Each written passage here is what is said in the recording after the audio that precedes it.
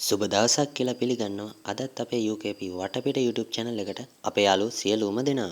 ඉතින් අද අපේ කතා මාතෘකාව වෙන්නේ දැනට දශක කිහිපයකට කලින් ලංකාවේ දුම්රිය සේවයේ මතක අතරට එකතු වුණු කැලණිවැලි පැරණි දුම්රිය මාර්ගය පිළිබඳව. එහෙනම් වීඩියෝ එක අවසාන වෙනකන් රැඳී ඉන්න කියලා ආදරෙන් මතක් කරනවා සියලුම දෙනාට. අපි යමු වීඩියෝ එකට. වර්ෂ 1900 දී ඉංග්‍රීසි ජාතීන්ගේ ආණ්ඩුව යටතේ ඉදිකිරීම ආරම්භ වූ මෙම දුම්රිය මාර්ගයේ ප්‍රධානතම අරමුණ බවට පත්වුවේ කොළඹ සිට රත්නපුර දක්වා භාණ්ඩ ප්‍රවාහනය.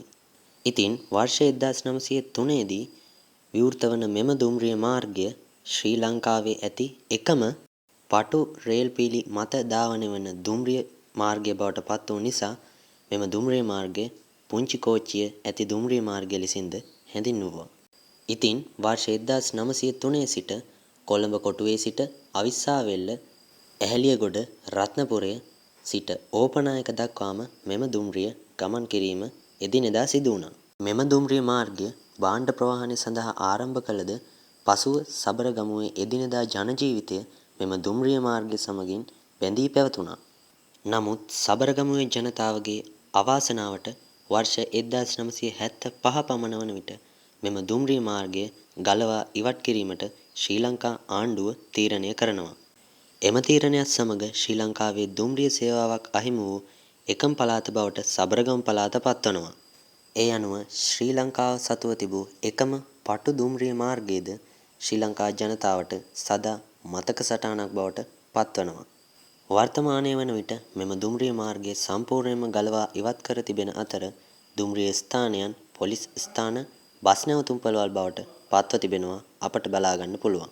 මේ වර්ෂ 1974 දී පමණ රත්නපුර දුම්රිය ස්ථානයේ දුම්රියක් නවත්වා ඇති අන්දම දැක්වෙන ඡායාරූපයක්. මේ ඉතා දුර්ලභ ඡායාරූපයක් වන අතර වර්තමානයේ වන විට මෙම ස්ථානයේ රත්නපුර මධ්‍යම බස් නැවතුම්පළ පිහිටා තිබෙනවා අපට දැක බලා ගන්න පුළුවන්. මේ වර්ෂ 1972 දී පමණ එම දුම්රිය ධාවනය වන වීඩියෝ පටයක්.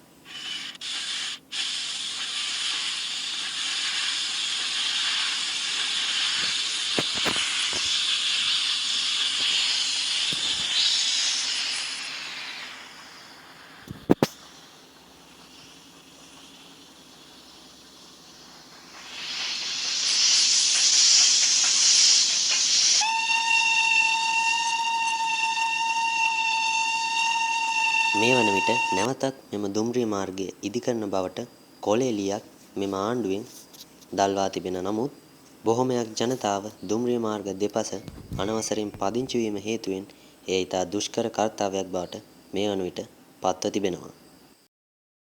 ඉතින් අද අපේ වීඩියෝ එක ගැන මොකද හිතෙන්නේ කියලා කමෙන්ට් කරගෙනම යන්න. තවත් මේ වගේ වටිනා වීඩියෝ රැසක් ඉදිරියට අපේ channel එකෙන් බලා ගන්න පුළුවන්. අපේ channel එක subscribe කරලා නැත්නම් subscribe කරගෙන යන්න. like එකක් දාන්න, share කරන්න. වීඩියෝ එක බලපු සියලුම දෙනාට ස්තුතියි. තෙරුවන් සරණයි.